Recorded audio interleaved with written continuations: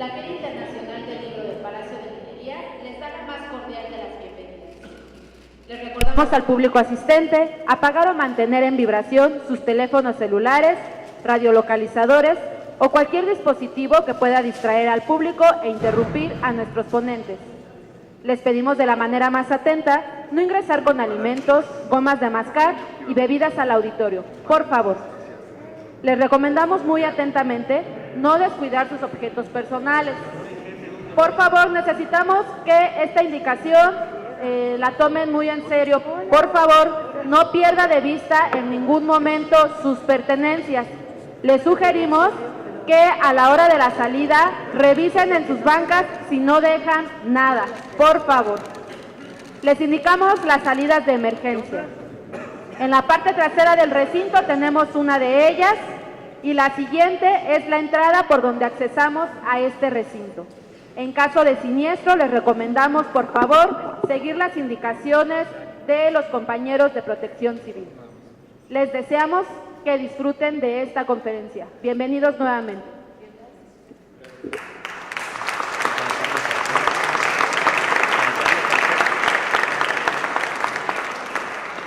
Hola, ¿qué tal?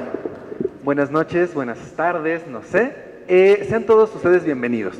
Es un placer, es un honor estar hoy aquí en esta mesa que nos reúne para presentar una obra particularmente querida en Penguin Random House. Soy Juan Carlos Ortega Prado, editor de Debate y editor de Grijalbo Actualidad, por tanto editor de esta obra, y ha sido un gusto acompañar en su andadura a este libro.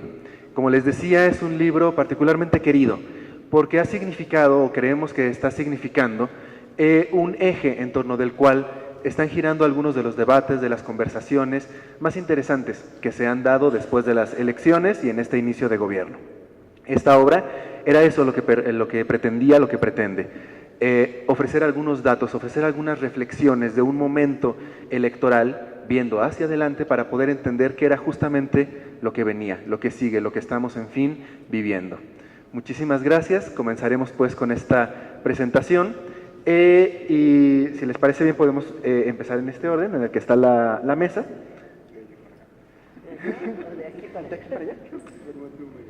Perfecto.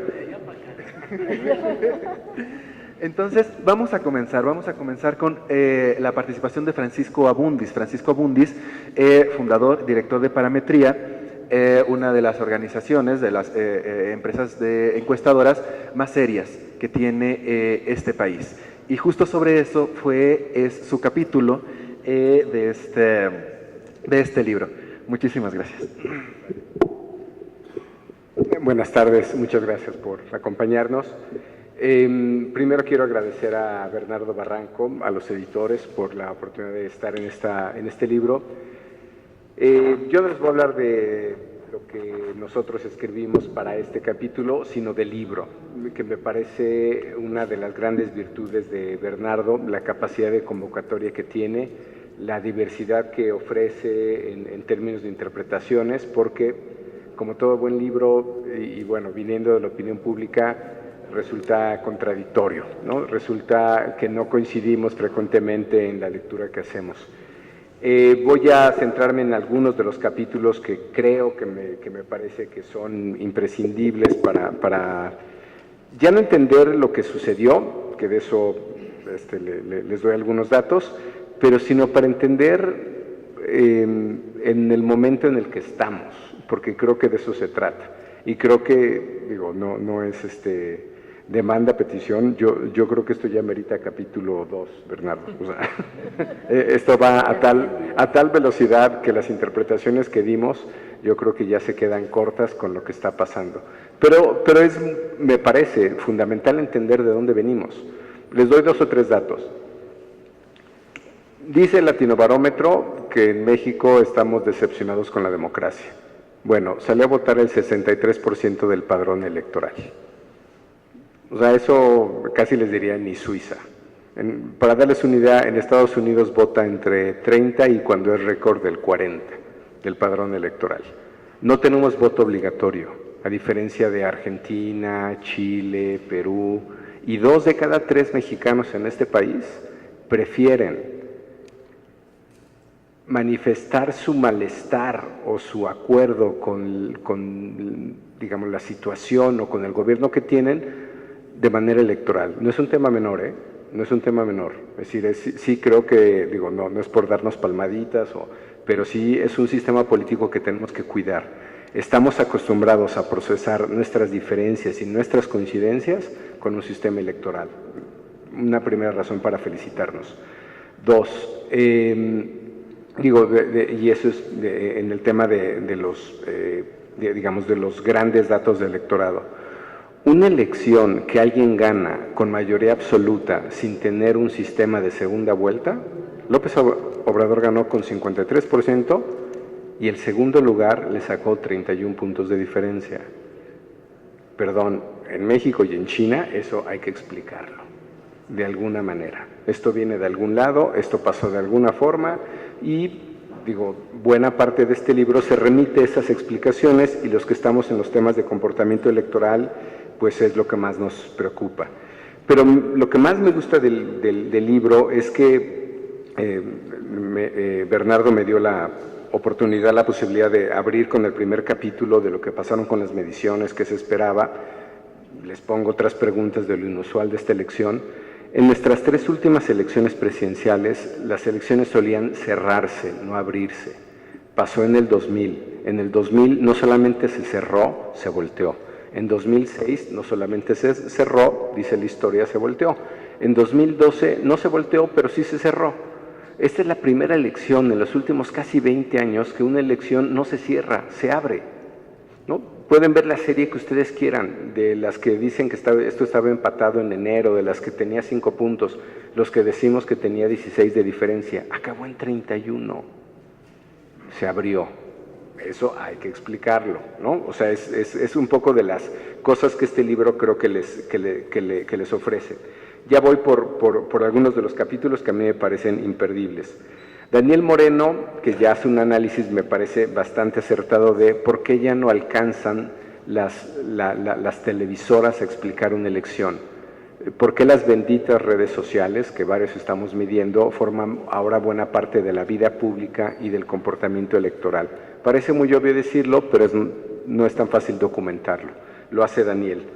Ana Sainz, que habla de de pronto dudas, problemas que tenemos con nuestra autoridad electoral, ¿no? Que sí, yo creo que hay que siempre analizarla, ver quién está organizando, quién está juzgando las elecciones, cómo se están comportando, esa variable, cómo juega en una elección, que no es un tema menor, y yo creo que en el futuro vamos a escuchar mucho más de esto, ¿no? Pero bueno, yo creo que Ana ahí pone un punto sobre este tema.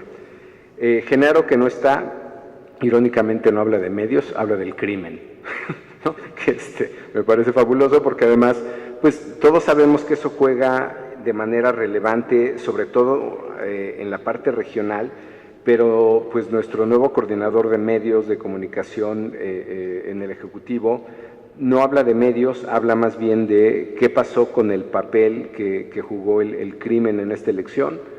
Pone un tema, me parece, más que crítico de lo que pasó en esta elección, sobre todo de manera regional, no tanto en la elección presidencial, pero creo que sí es una variable a considerar. Rogelio Gómez Hermosillo, un tema clásico, clientelismo. ¿Cuánto vale un voto? ¿Cuánto del dinero que hay allá afuera puede cambiar el comportamiento electoral de la gente? Que es una pregunta de método. ¿De veras la gente vota por lo que le ofrezcan? ¿De veras la gente...? Es un tema clásico, ¿vota por lo que le ofrezcan o vota por convicción? ¿No? Rogelio va sobre ese tema, me parece que es un capítulo imperdible, pero bueno, no les voy a echar a perder el libro, me parece que es un capítulo a atender. Bueno, obviamente el de Bernardo, que nadie lo ha vinculado con la cartilla moral, pero bueno, el capítulo de Bernardo que tiene que ver con la ética, yo lo llevaría a la parte moral. Creo que sí, bueno, es un tema más sobre cómo juega el tema de nuestra preferencia o nuestra convicción religiosa en la elección. Hoy parece que en México no es muy importante, hoy parece que en México no estamos en el tema. Les doy 2 datos por los cuales creo que hay que empezar a atender. Guatemala, que es nuestra frontera al sur, es el país más evangélico de la región, es decir, en toda Latinoamérica. Chiapas, por lo tanto, es el estado más evangélico. Tabasco, que es de donde viene el presidente, es el menos católico, que no es lo mismo ser el menos evangélico que el menos católico. Pero creo que lo interesante de Bernardo, que nos está dando una agenda de futuro, está diciendo cuánto importa nuestra convicción religiosa eventualmente en nuestras preferencias electorales. Parece que no es tema en nuestro país. Si revisaran lo que está pasando en América Latina, ahí les encargo, ¿no? Yo les diría que este es un capítulo no se lo he dicho a Bernardo porque no hemos tenido oportunidad, se lo digo ahora, es un capítulo visionario. Es para dónde va de pronto nuestro comportamiento electoral en temas vinculado con comportamiento religioso. Julio, que por fortuna está aquí, yo lo quiero felicitar por el análisis que hace en temas de cómo quedó la composición de partidos políticos. Creo que adelantaba algo de lo que ya iba a pasar. Julio, creo que te quedaste corto. Sí. ¿Quién no? Por conservador. Creo que tú anunciaste algo, pero bueno, va mucho más allá, ¿no? Algunos decíamos que lo que iba a pasar en el Congreso, más allá de si Morena iba a tener la mayoría en la primera vuelta, decíamos que tenía segunda vuelta, me lo corroboró mi amigo Mario Delgado. Lo que no le alcanzó a Morena en la primera, ya dentro del Congreso varios diputados se pasaron en la segunda, ¿no? Pero bueno, es una forma de verlo. El mapa emocional, no está Juan Inés ahora, pero les diría que es toda una nueva escuela de comportamiento electoral, de cómo nuestro voto no es del todo tan racional, sino tenemos que ver más con cuestiones emocionales, con cuestiones de filias y fobias. También me parece que es un capítulo que da mucho a la parte de comportamiento electoral. Y finalmente los últimos 2, que los pongo como pareja o como 2 capítulos porque son contrapunto el uno del otro, el de Ricardo Rafael y el de María Amparo Casar, mi ex jefa en el CIDE, que es básicamente en lo que sigue y en el tipo de gobierno que vamos a tener, si la pluralidad o la diversidad es algo que no hay forma de reducirlo en este país, o si Morena va a terminar haciendo un gobierno mucho más único, unitario, no sé cómo ponerlo, pero que va a alinear mucho más estas diferencias sociales. No les puedo decir otra cosa más que cuando yo veo los capítulos de mis colegas, no es que el de nosotros fuera prescindible, pero el de los demás me parecen imperdibles. Muchas gracias.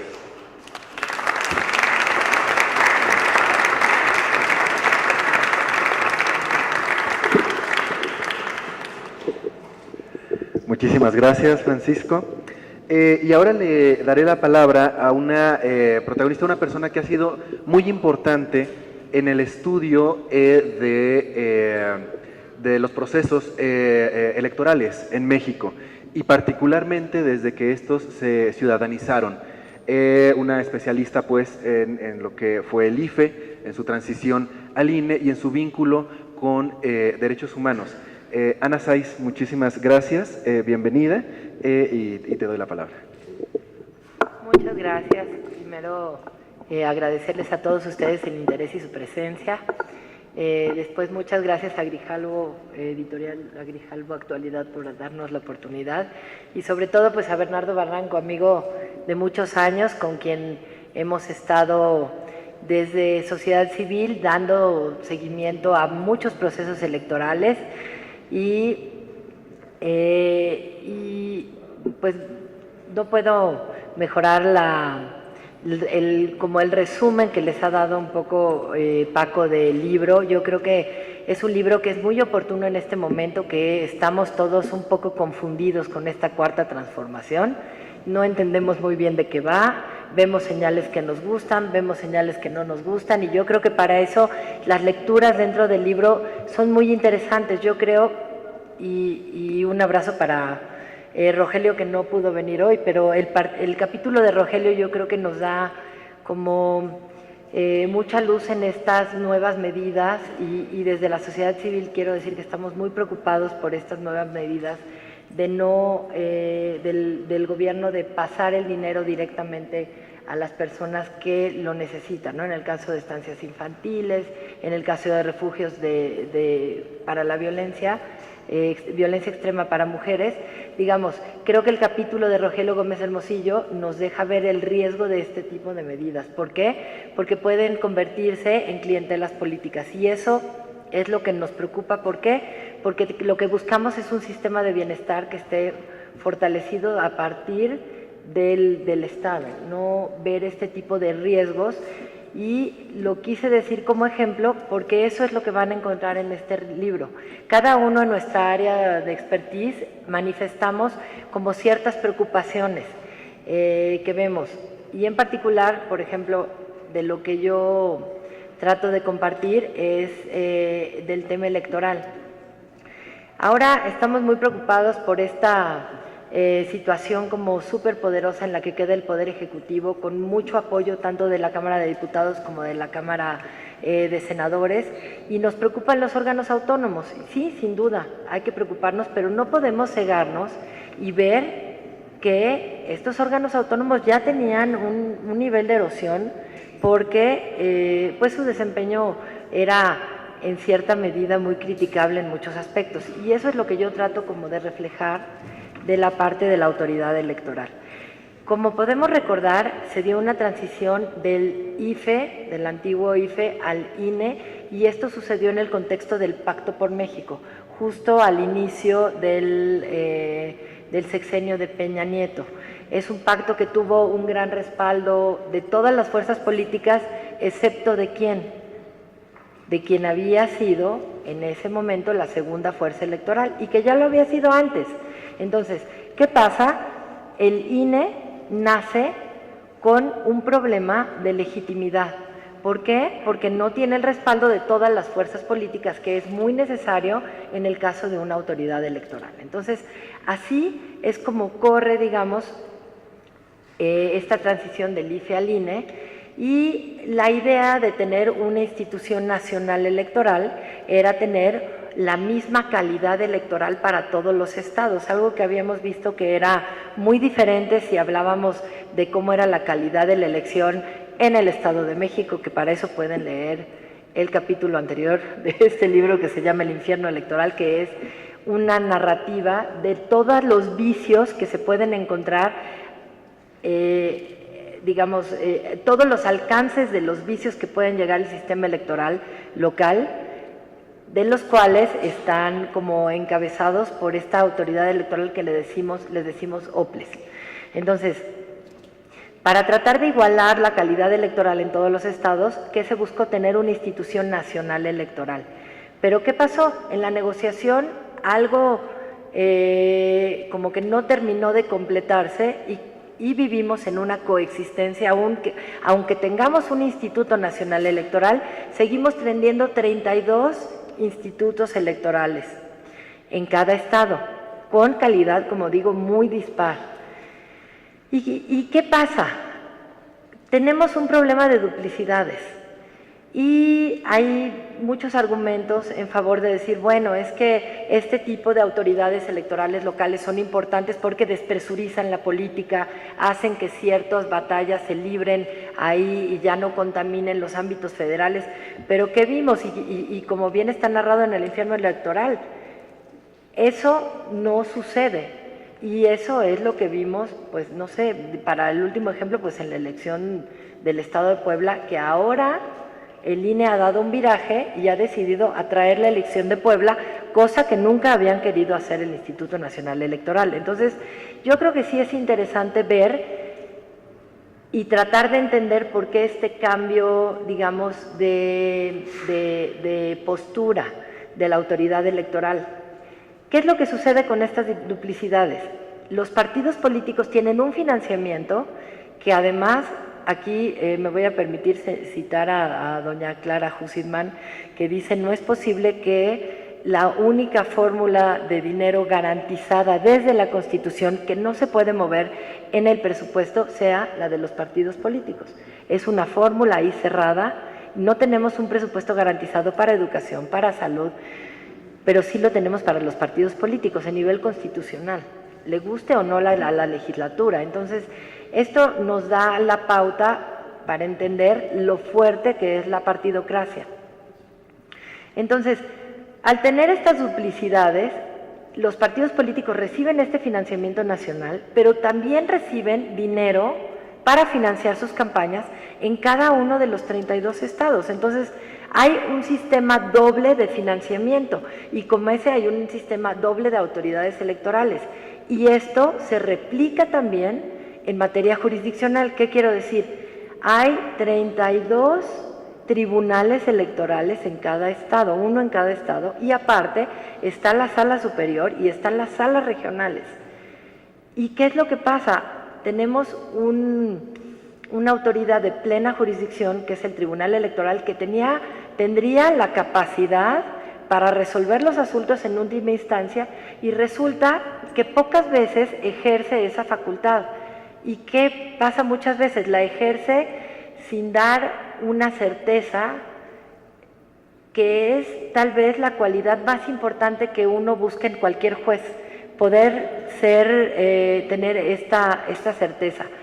Las integraciones de las autoridades electorales, desde, digamos, el IFE nace como ya un órgano ciudadanizado, con una integración que eran, digamos, ciudadanos independientes, con un respaldo de su propia reputación, y además tenían una capacidad técnica y una independencia. ¿Qué es lo que va pasando? Con las nuevas designaciones, conforme va pasando el tiempo, y ahora se ve muy claramente con las últimas designaciones de las personas que formaron el Consejo General del Instituto Nacional Electoral, es que simplemente son personas que tienen vínculos partidistas. Entonces, las negociaciones eran simplemente por cuotas partidistas. El PRI tú pones 3, el PAN tú pones 3, el PRD tú pones 3, al PT le damos 1, y se van repartiendo, digámoslo así. ¿Qué es lo que pasa? Al quedar fuera Morena, en esa época no era Morena porque no existía como tal, no existía como partido político, sino únicamente como movimiento, queda fuera de la negociación, y por lo tanto es imposible tener la legitimidad que había tenido el IFE en su momento si uno de los actores, digamos, el que lleva el segundo lugar en la representación, no estaba, digamos, participando de esta conformación. Entonces, esto hace que el INE, si bien logra garantizar la capacidad técnica, tiene un problema de legitimidad. Y sí, yo estoy de acuerdo con Paco, salió a votar muchísima gente, yo entiendo, es histórica, pero no estoy segura si eso se deba a la confianza en el INE. Tengo mis dudas. Yo creo, y un poco la tesis que yo pongo en este artículo, es que la situación, digamos, esta ola de votos inundó al sistema electoral, que está hecho para la inercia y para preservar el status quo. Entonces, a pesar de todo este entramado judicial que tiene muchos sistemas para impugnar, para ir asegurando cada etapa electoral, digamos, la magnitud del resultado era tal que era impensable, por ejemplo, que hubiera cualquier tipo de control judicial en ese sentido. Entonces, digamos, yo no me atrevería a decir que es un sistema electoral tan eficaz que logre este resultado, sino al contrario, fue esta ola de votos la que provocó que fuera un resultado completamente incuestionable e irreversible.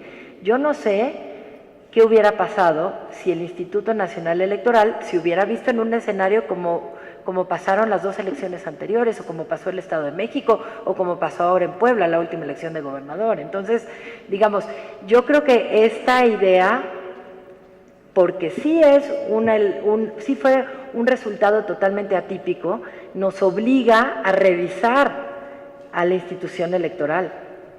No quiero con esto minimizar o tratar de de borrar la idea de la importancia de un órgano autónomo que se encargue de organizar las elecciones. Es importantísimo, y porque sí lo hemos visto en México, y vienen tiempos que creo que va a ser muy relevante tener este tipo de contrapesos. Creo que es importante revisar la autoridad electoral, revisar los aciertos, revisar los errores y terminar esa reforma electoral para que no vivamos en un mundo duplicado. Yo no le veo el sentido a tener tantas instancias que resultan ser realmente, cuando uno está dentro del sistema o cuando uno está tratando de ver a los partidos o a las personas afectadas defenderse ante el tribunal, el ir y venir de decisiones es realmente muy, muy costoso. Y otra de las conclusiones viene mucho a cuento con el momento que estamos viviendo ahorita en este, no lo puedo llamar de otra manera, embate contra la sociedad civil, porque toda la tesis yo creo que es sumamente relevante fortalecer la observación electoral por parte de la ciudadanía, como vino a ser en la época histórica, por ejemplo, de Alianza Cívica. Varios de aquí formamos parte del Comité Conciudadano, igual un colectivo que nos dedicamos a observar los procesos electorales desde digamos, cada periodo electoral, y a emitir recomendaciones a la autoridad. Entonces creo que todos como ciudadanía tenemos que estar muy preocupados por tener una autoridad electoral verdaderamente con las dos condiciones: una legitimidad y una capacidad técnica incuestionable. No podemos, digamos, desbalancearlo. Si queremos basar toda la formación de las autoridades electorales en la capacidad técnica, corremos el riesgo de estar frente a lo que yo le llamo una casta electoral, y es esta desvinculación de la sociedad civil, y la sociedad civil organizada en particular, y de la ciudadanía en general. Tenemos que lograr que la autoridad electoral sea cercana a la ciudadanía, sea parte de la ciudadanía, y que, claro, que tengan una solidez técnica. Eso, sin duda, es importantísimo. Ahora el reto está en este vínculo y en lograr simplificar, abaratar el sistema y terminar con estas duplicidades. Creo que hasta aquí lo dejo. Muchas gracias.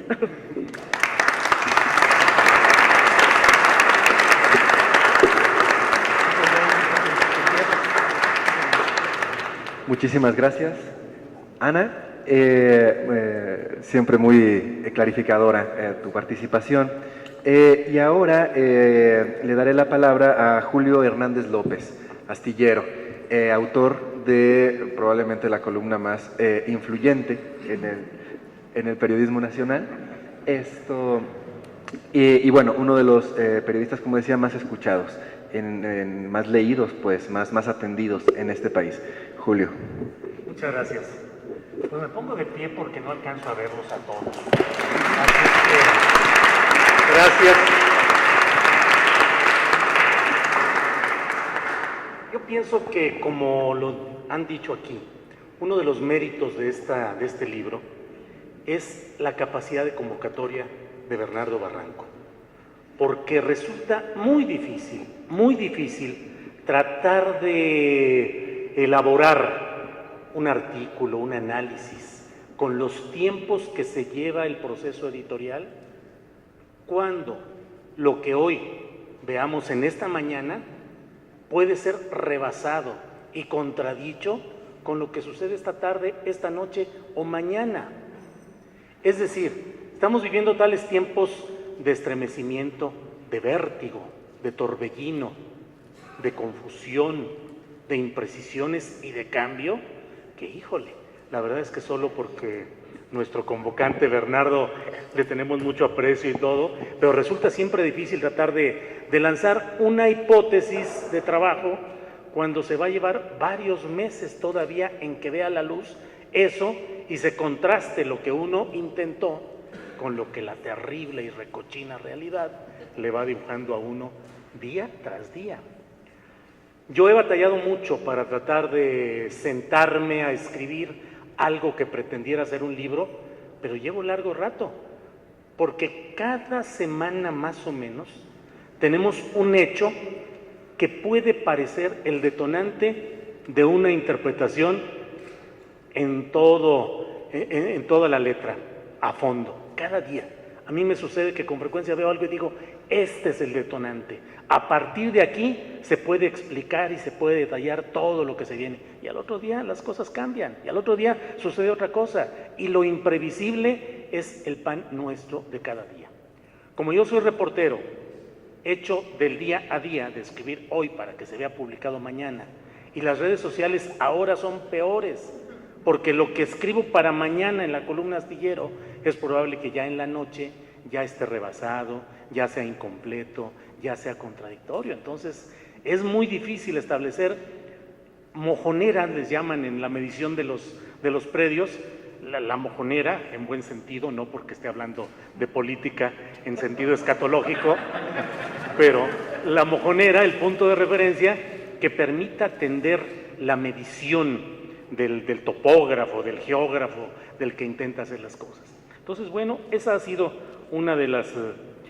Yo tengo además una muy mala costumbre, que suelo no releer lo que escribo porque me da flojera y la verdad luego ya se encuentra uno con cada cosa de lo que escribió que le empieza a dar un poco de vergüenza. Pero en este caso, fíjense que releo lo que escribí en este segmento, en este capítulo titulado Comportamiento y recomposición de los partidos políticos. Digo, es que además también me aventé un titulito bastante comprometedor.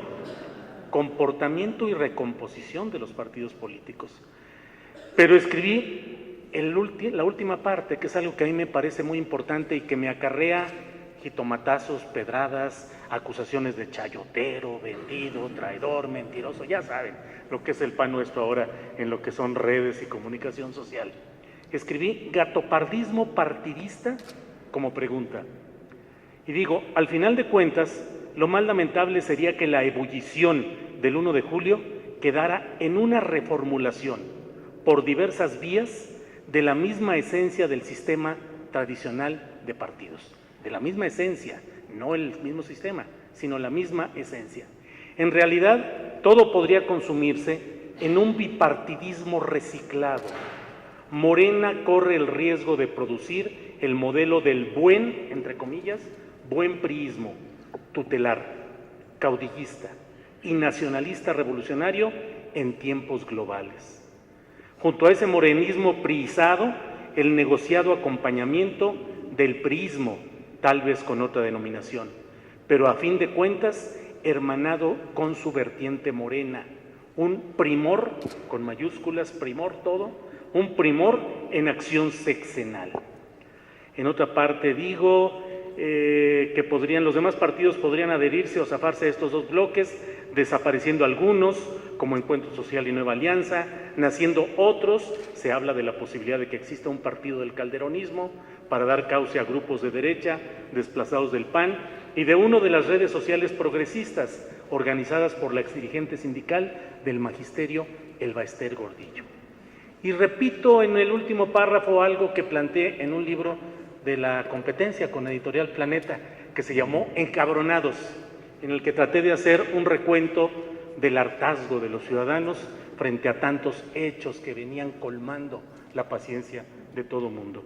Y aquí digo, el punto clave para definir si se está en presencia de un cambio real o de una simulación más salvífica de un sistema en jaque en esta ocasión, será, como antes, como siempre, la actitud de la sociedad mexicana, cuyo segmento votante mayoritario convirtió el encabronamiento generalizado en una respuesta electoral positiva, pero no necesariamente podrá convertir ese triunfo en medidas firmes de cambio si no se organiza, participa, por encima de lo electoral, critica y presiona.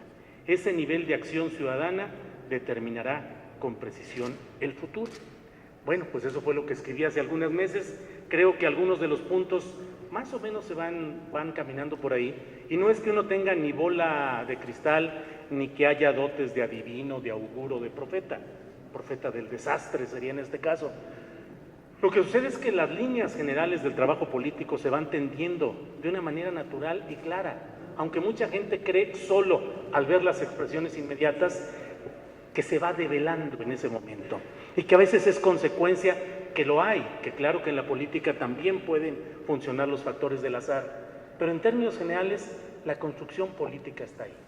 Y como a mí me toca tratar de ser un revulsivo en el sentido de provocar esa expresión interna de pensar y de discutir, de revolver todo, yo sí sostengo que aun cuando la gran apariencia de hoy es la de que de pronto, queridos hermanos, de pronto México cambió, ya somos un sistema electoral limpio, ya no hay fraude electoral, ya no hay corrupción, todos estamos trabajando de la mano en un cambio.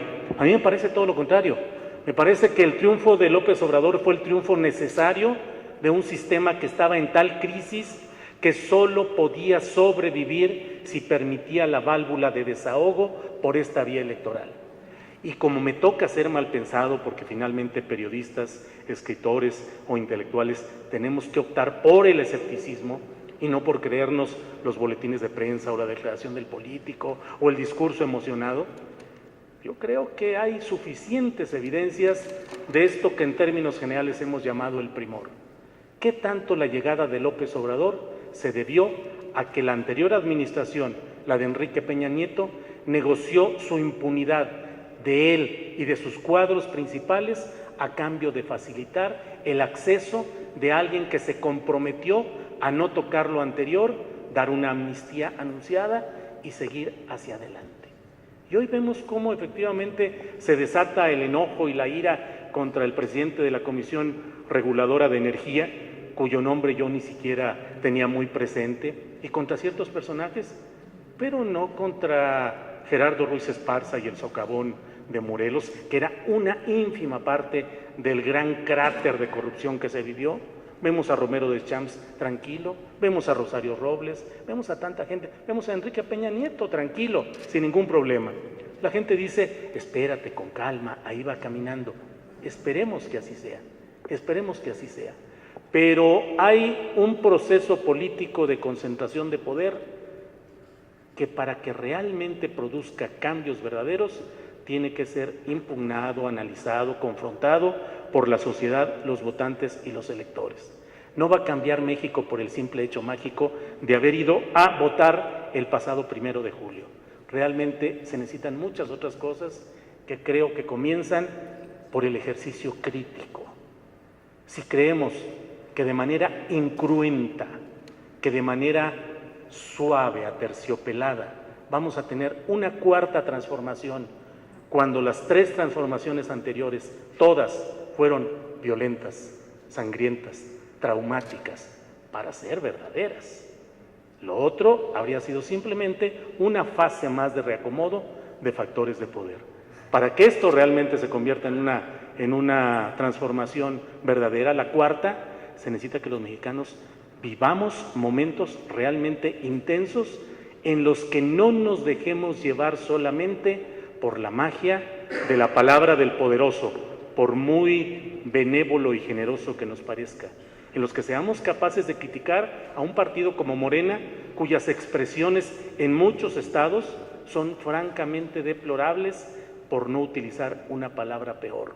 Cuando vemos brincos y giros como el de Manuel Velasco en Chiapas, cuando vemos a Miguel Barbosa en Puebla, como vemos a los neopriistas y ahora Mauricio Toledo y Héctor Serrano de aquí de la Ciudad de México, ya acercándose como independientes para integrarse más adelante a Morena, como se integró en su momento Miguel Barbosa y otros senadores. En fin, no acaparo más el micrófono, solo les quiero decir que si no ejercemos la crítica, la acción y el empuje real, pues todo esto se queda en ese escenario de utilería del gran espectáculo de la política. Muchas gracias por su atención.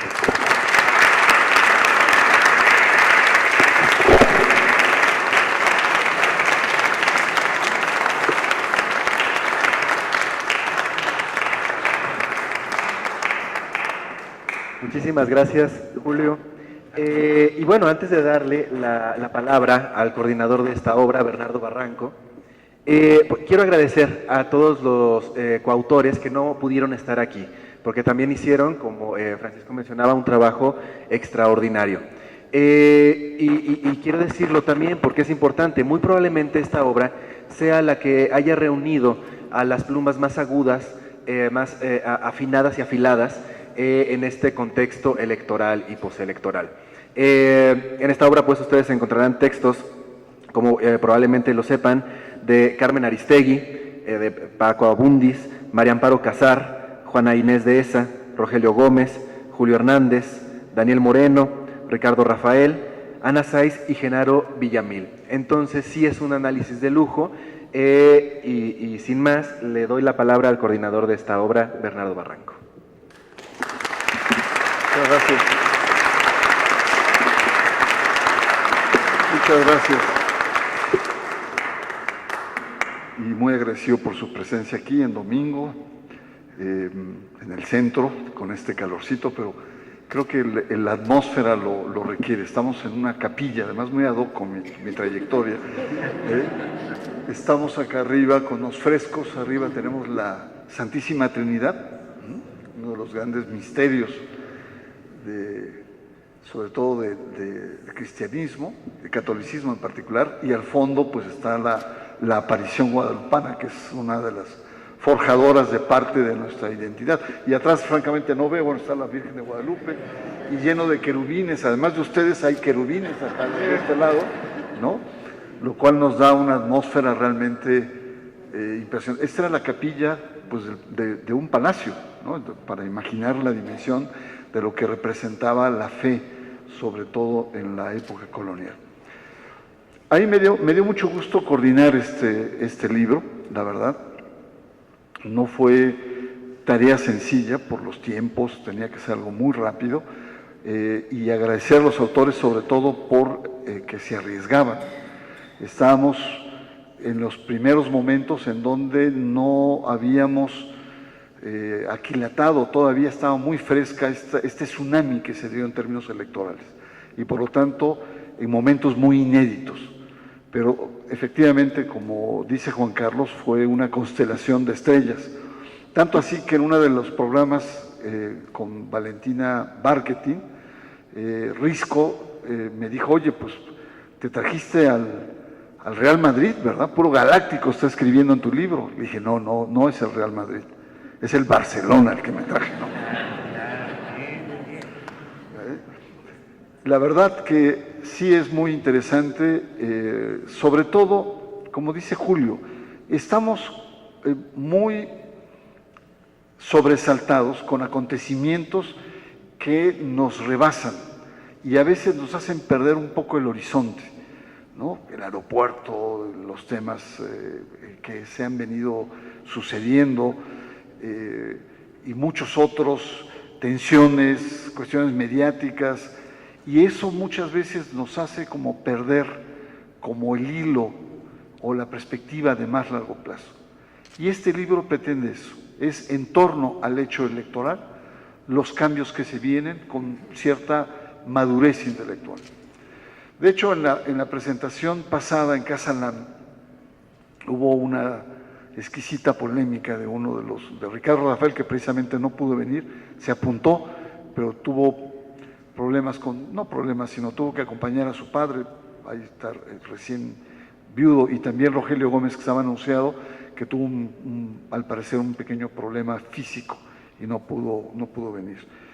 Pero Ricardo Rafael, de manera muy enfática, cuestionó el título del libro, La Tierra Prometida, y cuestionó la metáfora. Y el argumento mayor es en el análisis: no vayamos confesionalizando la reflexión, ¿no? Este fue un poco el argumento de fondo que planteó.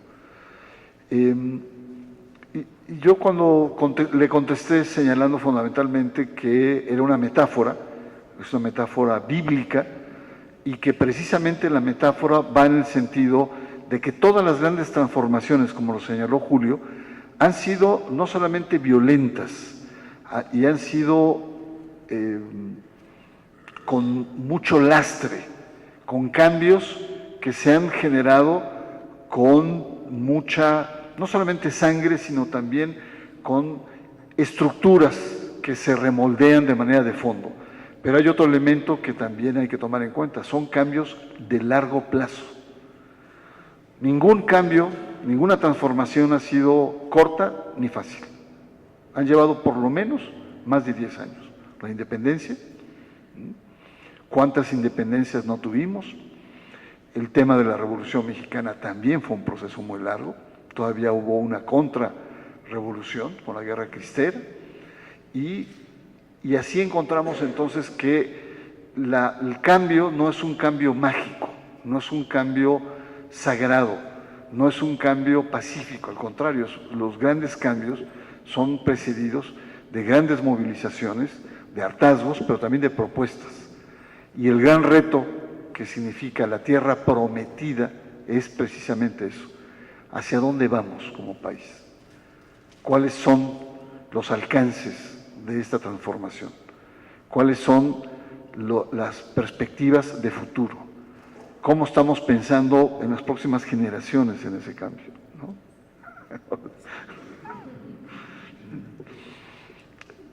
En ese sentido, entonces, va el libro. El libro parte del hecho de las elecciones del 18, que, como se ha señalado, efectivamente, la gran sombra del proceso electoral era la renovación de fraude. Es decir, el libro que precede a este es un libro de denuncia de lo que pasó en el Estado de México. Y se anunciaba este libro como una gran sombra. Incluso creo que uno de los subtítulos, o no sé dónde Juan Carlos puso esta perspectiva, es el cielo o el infierno. Eso es lo que se jugaba en el proceso electoral. El tema, entonces, es que lo electoral, la parte electoral, sigue siendo una parte nodal en la vida política del país, y donde los actores se alinean, se realinean, se ajustan, hacen alianzas, descomponen perspectivas, etc. Ahora, cuando hablamos de la dimensión del alcance del proceso electoral, a mí me pareció muy importante el invitar a Paco Abundis, porque Paco Abundis, Francisco Abundis y Parametría fueron los que más agudamente atinaron en el diagnóstico. Yo recuerdo también en algún momento incluso se mofaron de tu pronóstico algunos, ¿no? Sobre todo al final, que estaban dando saltos espectaculares con MIT, ¿no? Donde sí, y sobre todo porque las encuestas, hay como una dualidad de las encuestas.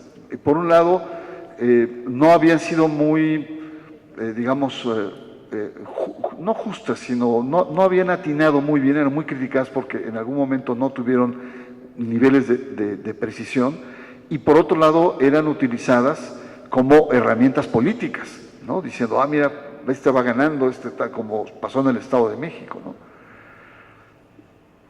Donde quizá habría que repensar, y lo plantea largamente en el artículo, es la distancia entre el segundo y el tercer lugar. Ahí sí hubo diferencias, y ahí sí hubo polémicas en términos de dimensión.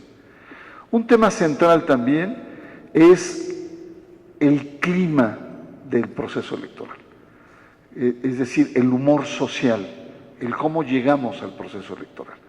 Y ahí Juana Inés Deza, hija de Germán Deza, con agudeza y con su conocimiento sobre cultura, se preguntó en qué familia no hubo debate político electoral, en qué familia no se debatió la figura de Andrés Manuel López Obrador, y preguntó al público, y la mayoría casi levantó la mano diciendo sí, en mi familia hubo, no solamente hubo debate, sino también hubo desencuentros, peleas, agarrones, se dejaron de hablar, parejas que rompieron, noviazgos que fracasaron. Ya me estoy poniendo dramático, no sé si se llegó a tanto, pero bueno, el tema fue que es un clima, es un humor que no lo hemos abandonado. o se ama a Andrés Manuel López Obrador, y las encuestas últimas lo están mostrando, en el primer trimestre los encuestadores plantean que es el presidente más popular en la historia última de los presidentes, ¿no? O se le odia, y se le odia de manera jarocha, ¿no? O sea, se le odia con... Creo que en ese sentido es interesante, sobre todo en términos de nuestra cultura política. Es decir, es el hecho de que hayamos salido a votar, a diferencia de otros países, como dice Francisco Bundis, significa que hay ciertos avances en la cultura política de este país, que no se queda inerme o que hay apatía o hay desinterés. Al contrario, creo que es mayor el interés. Pero, ojo, yo creo que el texto de Ana Sáiz, es muy claro. Tenemos estructuras que tenemos que repensar, y una de ellas fundamentalmente es la electoral. Es fundamental repensar la electoral. No es posible que tengamos 4 estructuras que se encimen, 2 en términos de electoral y 2 en términos de tribunales. Es un gasto enorme. La vez pasada hacía un símil de que Lorenzo Córdoba se quejaba amargamente porque le habían quitado 900 millones de pesos y que no podía cubrir las elecciones que se vienen, incluyendo incluso la de Puebla, ¿no? Cuando en el Estado de México se aprobó un presupuesto a la OPLE local, al instituto local, de más de 2.500 millones de pesos. Es decir, no, es cierto, yo veo en algunos indignación. El drama es que no hay ningún proceso electoral en el Estado de México durante este año. Eso es para mostrar esos desequilibrios que tenemos, ¿no? Y igualmente en los tribunales. Ana fue muy elegante, pero la verdad, cuando se presentan impugnaciones, nadie está pensando en el tribunal local, todos están brincándoselo para que el federal actúe, ¿no? Entonces, ¿de qué sirve tener tantas estructuras? Pero en fin, pero lo más importante fue al final, es decir, la lejanía frente a la ciudadanía.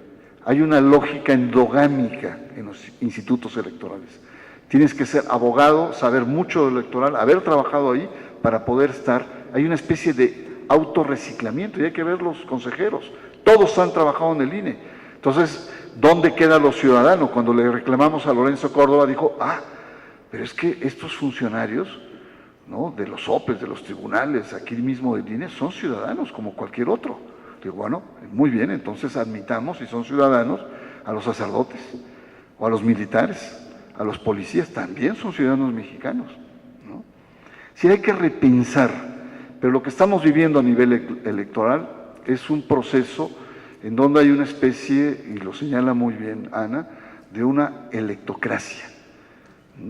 Y esa electocracia endogámica nos está llevando, felizmente, la ola fue tan grande que no se percibieron enormes errores de las estructuras electorales, pero los hubo, y está en los textos.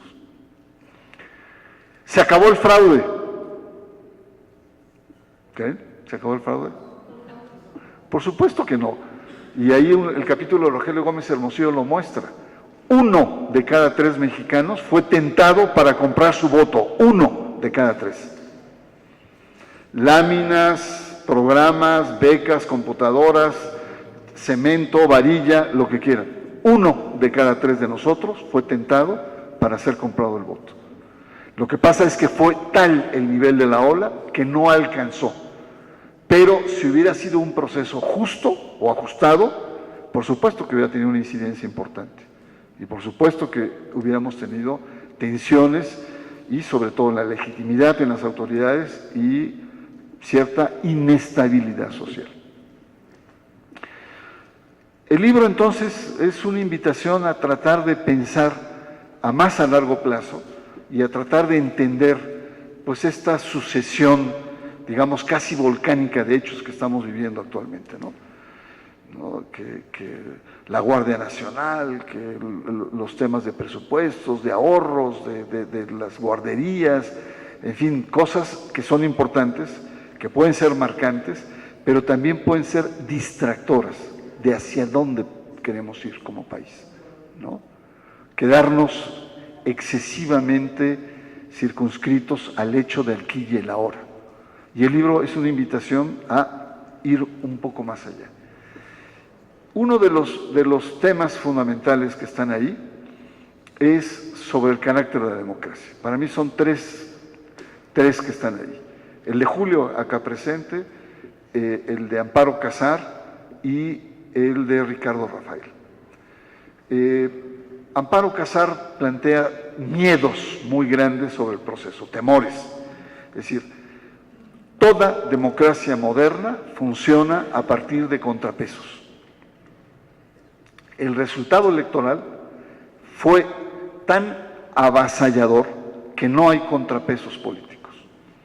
Morena domina absolutamente la Cámara Alta, la Cámara Baja, va a tener una gran capacidad de maniobra con las diferentes instancias y como hemos visto en las encuestas, aquí Paco me mentirá, pero en la mayoría Morena va a la cabeza en los procesos electorales locales, empezando por la cereza del pastel que es Puebla, ¿no?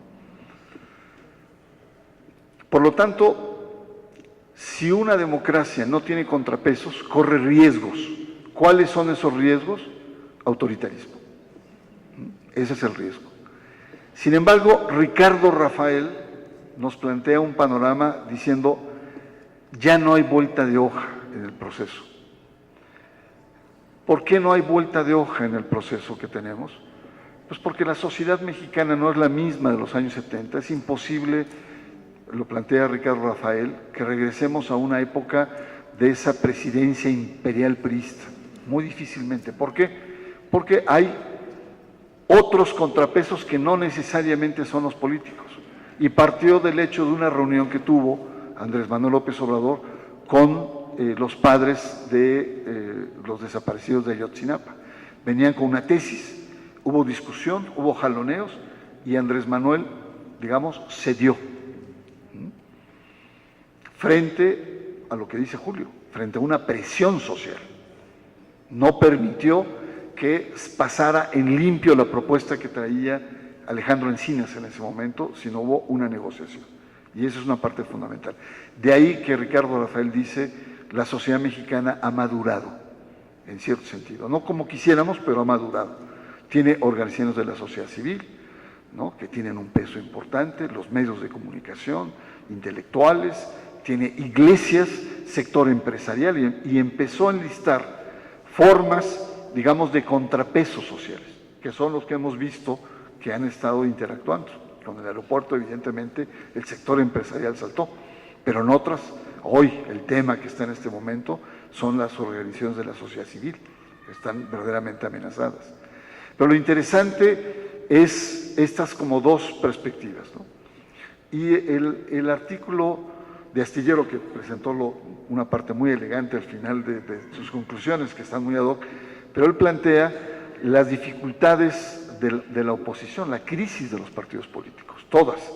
Para empezar, ahí me impactó, no hay partidos políticos, porque Morena no es un partido político para empezar, es un movimiento social, que tendería el gran reto a ser un partido político, pero los demás están fracturados, lo estamos viendo, y esto lo escribió que en agosto, lo habrás escrito, la crisis del PAN que está viviendo, las fracturas que está teniendo, el PRI que en este momento está reconfigurándose, etcétera. Y por lo tanto, entonces, la oportunidad de nuevas alternativas, Por lo tanto, entonces, el tema creo que vale la pena plantearlo, y el libro lo que ofrece es un punto de partida, y ese punto de partida se llama el proceso electoral, es decir, con qué fuerza llegan los diferentes actores, cuáles son sus límites. A mí me tocó una parte sobre las iglesias, y sobre las iglesias una gran preocupación, a pesar de la atmósfera cuasi sacral en la que estamos viviendo, es que la clase política cada vez más se está reconfesionalizando. Empezando por el propio Andrés Manuel López Obrador, que trae en su cartera a la Virgen de Guadalupe y a y a Jesús que lo protege. Entonces, por lo tanto, no necesita guardia ni protección, tiene una protección divina, ¿no?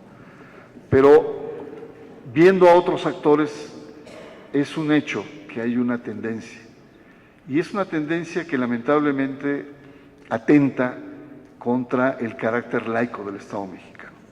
El carácter laico del Estado mexicano ha sido una clara separación histórica entre las iglesias y el poder político del Estado. Y que no es gratuito. Ha habido dos guerras, y dos guerras sangrientas, en donde la Iglesia Católica asume un polo de ese poder, y han sido guerras muy cruentas. Algunos hablan no de dos, sino de tres, tomando en cuenta la invasión francesa.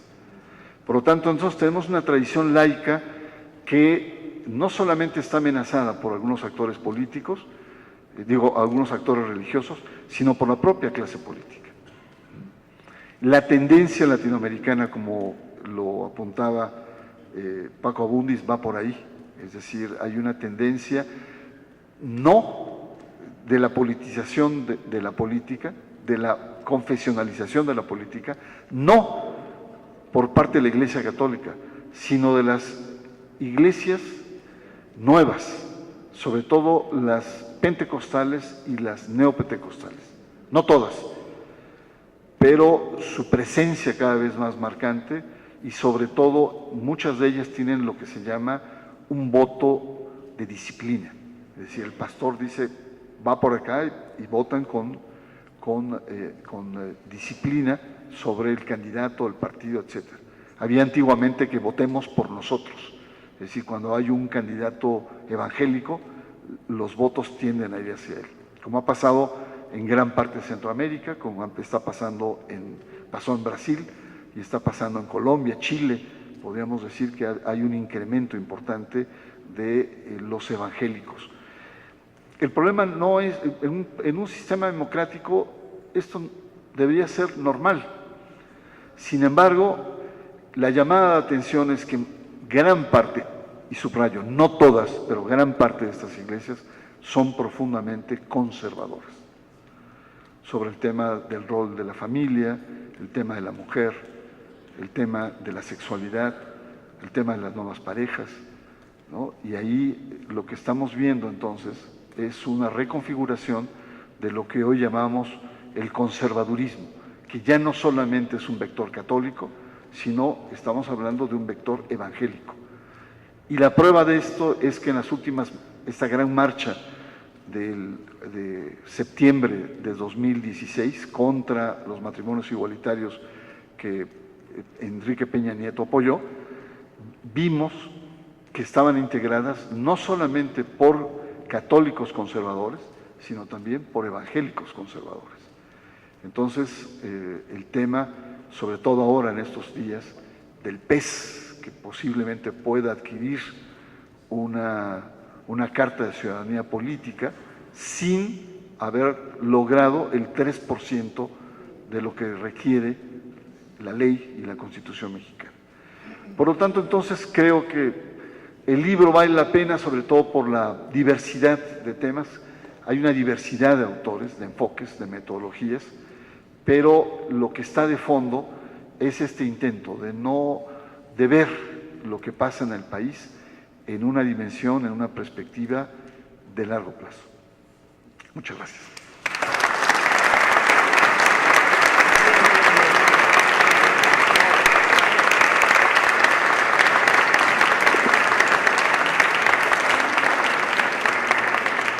Muchísimas gracias. Muchísimas gracias. Antes de pasar a la firma de libros, tenemos tiempo para hacer algunas pocas preguntas. Ya no tenemos tiempo para hacer preguntas. Ok. Una, por favor. Que sea pregunta, por favor, para aprovechar la presencia de ellos.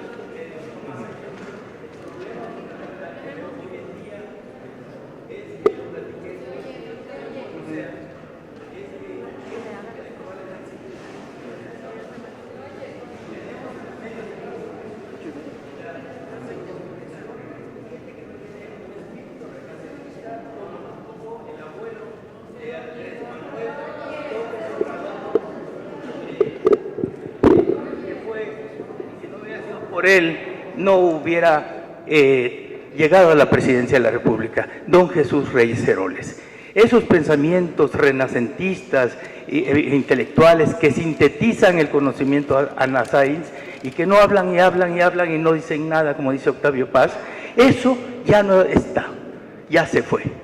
Esperemos que con esta cuarta transformación se invierta en la educación y la cultura para regresar al siglo XIX. Eso es lo único que puedo decir. Educación, education.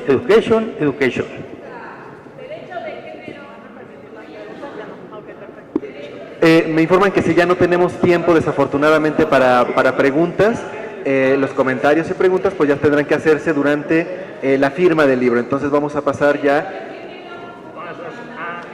tendremos que pasar ya desafortunadamente a la firma de libros.